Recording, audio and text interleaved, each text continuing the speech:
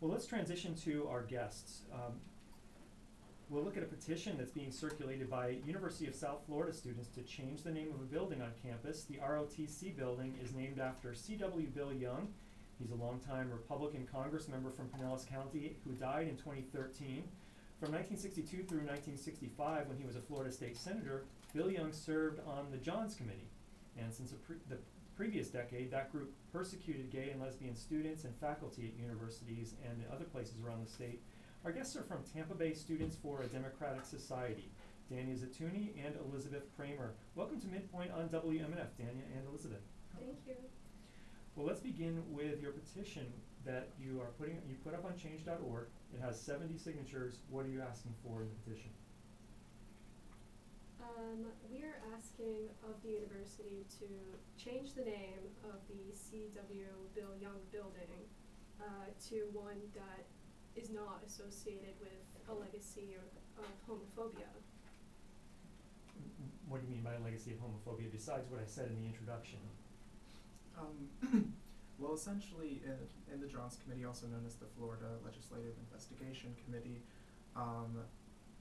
their main goal was to, as you mentioned before, persecute LGBTQIA+ students and teachers and other faculty within the university systems all over Florida.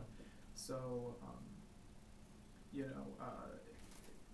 they also, during this time, published what's known as the Purple Pamphlet, which was basically a piece of propaganda telling people that, LGBTQIA+ people are a menace to society, that they have degenerate diseases. That's an actual quote from the pamphlet. So just really nasty stuff. And Elizabeth, you use the acronym LGBTQI+.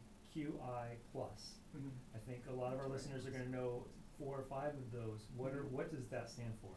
I mean, essentially, it's just it's more inclusive all over the spectrum. It's lesbian, gay, bisexual, transgender, intersex, asexual, or aromantic, and then anything that comes after that. That's the plus. Is just kind of anything like that. All right, 813-239-9663 is the number to call. My name is Seán. It's 12:27 in the afternoon, and you're listening to Midpoint. And my guests are, you just heard from Elizabeth Kramer. We also heard earlier from Danya Zituni. And I should say that WMNF invited USF President Judy Genshaft on the program, but we were told no one from USF was available. The last bullet point of your petition reads, for a university that serves innumerable LGBTQ students, staff, and faculty, the name of this building, the C.W. Bill Young building, the ROTC building, is not only inappropriate, it's reprehensible. So you're talking there about the diversity of USF and how a building named after Bill Young is reprehensible. What's the diversity of USF like? Who can tell us what that's like? I mean, USF is obviously, and I mean, you're going to find this anywhere, whether or not it's sort of out in the open is neither here nor there, but there are a great variety of students ranging all across the sexual and gender spectrums. So, especially at USF, where we have a whole office dedicated to the health and life of LGBTQIA+ students on campus, as well as student organizations such as Pride and the Trans Student Union, there's obviously a great variety there of those students, and this building is just, a continuation of the sort of oppression that we face every day. So, what's the response been of the students so far? You unveiled this petition on change.org on Friday, and so it's only been about 3 days, but what's happened so far? Well, we're sort of in the beginning process of outreaching to different student organizations, like Elizabeth mentioned, Trans Student Union, Pride, and other progressive organizations. So far, we've gotten a very positive response.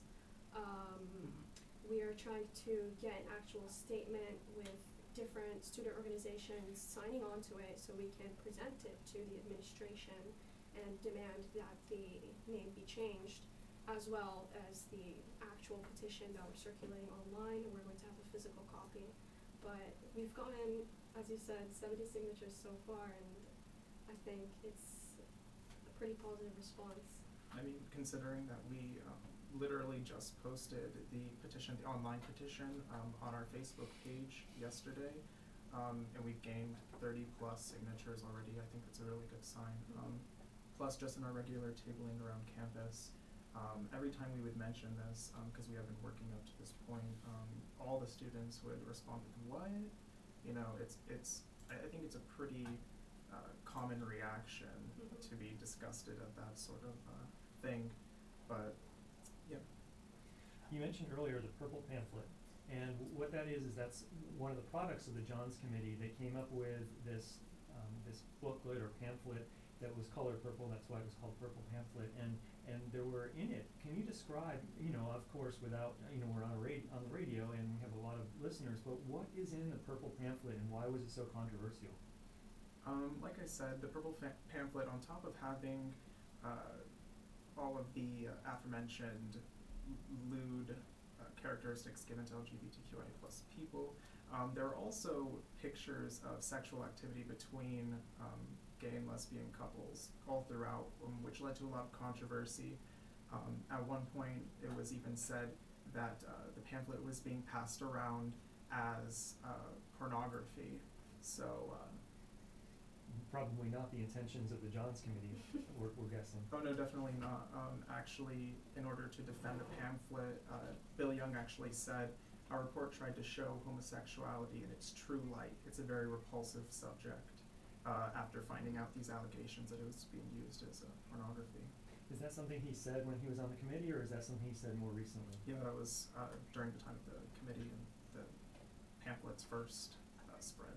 And so this subject of Bill Young, who was a longtime member of Congress in Pinellas County, being on the Johns Committee decades earlier in the 1960s when he was a Florida state senator, came up during some of his election campaigns. And in 1993, the St. Petersburg Times, which is now the Tampa Bay Times, asked Bill Young about the Johns Committee. And I don't have the original article, but this is a quote from the online abstract of the piece that's on the Tampa Bay Times website. So this is Bill Young's position in 1993. Several decades after the Johns Committee was disbanded. He said, as a young state senator in the early 1960s, I'm quoting right now the article, or the abstract of the article. As a young state senator in the early 1960s, C.W. Bill Young sat on the Johns Committee during some of its most controversial attacks on homosexuals. When the committee touched off an uproar for publishing a pamphlet that included photographs of homosexual acts, Young defended the pamphlet's contents, and when a New York book club catering to homosexuals sold reprints of the report, known as the Purple Pamphlet, for its purple cover and purple prose, Young reacted angrily. So that's that abstract. That's maybe where the quote came from that you were saying from Bill Young. I just want to make sure that everything that we're attributing it, because obviously he can't be here. The late member of Congress can't be here to defend himself about this. So. What about just the past being the past? In the 1960s, people had a different idea about things, and Bill Young is known for a lot more in his life than just being on the Johns Committee. Why not just say, okay, so there's a building named after a longtime U.S. member of Congress who was responsible for millions of dollars coming into the region. That's fine. Why do you disagree with that? Okay. So I think that there's a real problem with believing that the past is just the past, especially considering the legacy of the Johns Committee.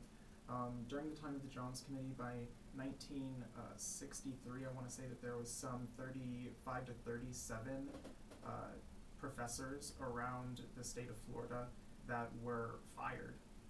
Actually, it was 39, and also including deans.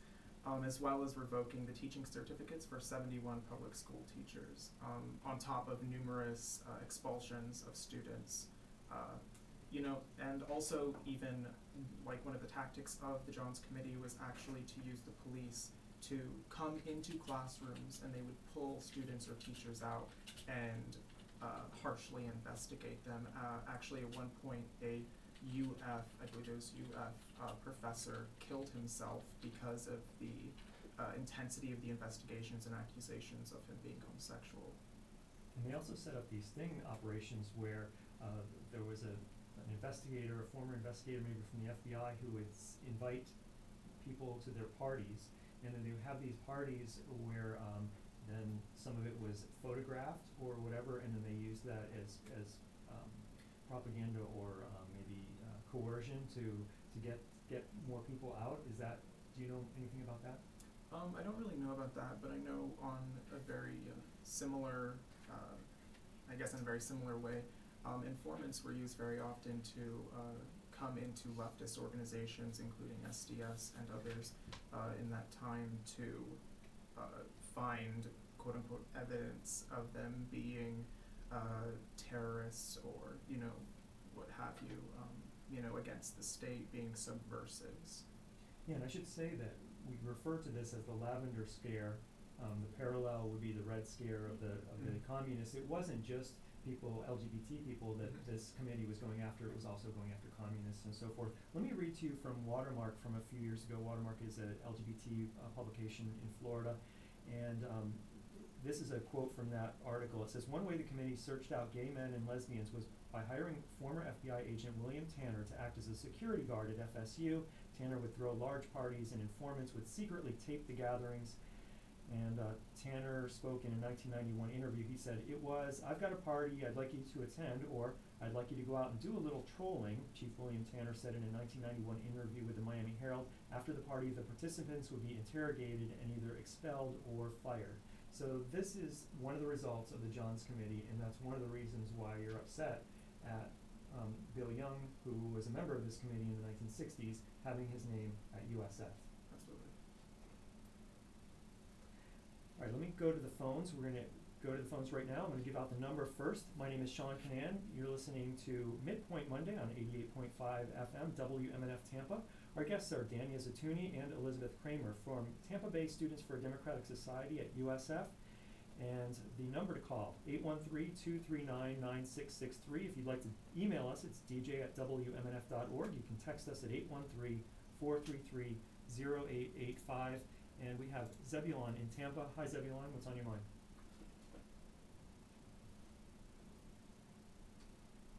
The main reason I called in, I just wanted to mention that, I don't think we have any public buildings that I know of that are named after Senator Joe McCarthy, who was behind all of the witch hunts in the 1950s regarding communist affiliation. So, I think the activism that they're involved in is, something that I could definitely get behind, because regardless of how you feel about homosexuality, let's face it, there are ways that you go about expressing disagreement, if you have disagreement, without conducting witch hunts and entrapment and all kinds of subversive type of activities, which really violate the Constitution.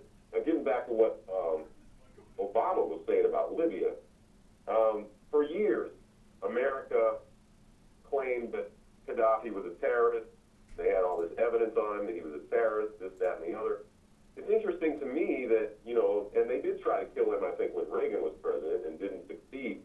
But it's interesting to me that, they didn't go after overturning Libya's government until after Gaddafi pretty much disassociated himself from terrorism and started really, being a major player on the legitimate world stage as a real leader, not only of Libya, but of Africa and the Caribbean. And at the time that they overturned the Libyan government, Gaddafi was heavily involved in trying to set up a Bank of Africa that could be independent of the IMF, since the IMF has this vulturistic relationship with most African countries, and also for the Caribbean as well. And right at the point at which he was getting ready to make things happen, economically and politically for Africa and the Caribbean, that's when we chose to go in and kill him and overturn his government. This, coming after the fact, after we basically murdered a world leader who had, turned away from terrorism and turned away from a lot of the negativity that characterized the early part of his regime, to now say that we want stability in Libya, to me, it just really smacks of rank hypocrisy, and that's all I wanted. All right, thank you for that call, Zebulon. So, are you still there? Okay, I was going to ask, I didn't think about it till too late, but I want to ask our listeners what they think about, Bill Young's legacy.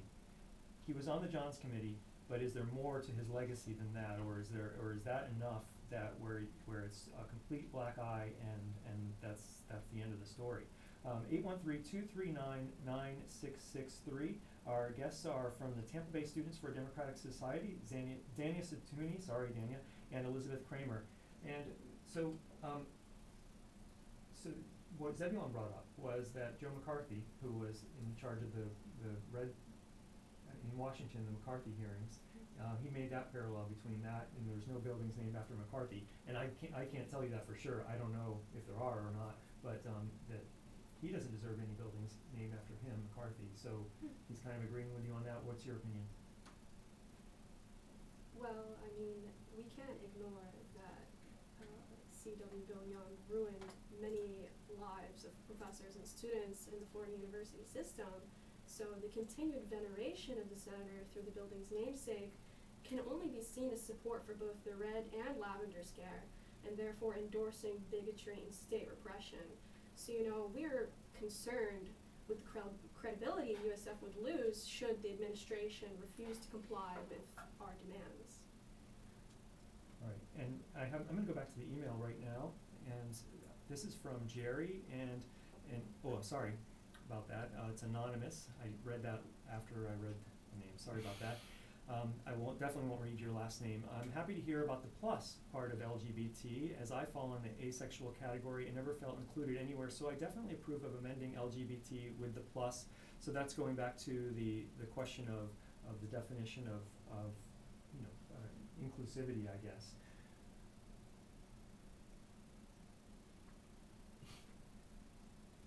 How has the administration reacted so far to this petition?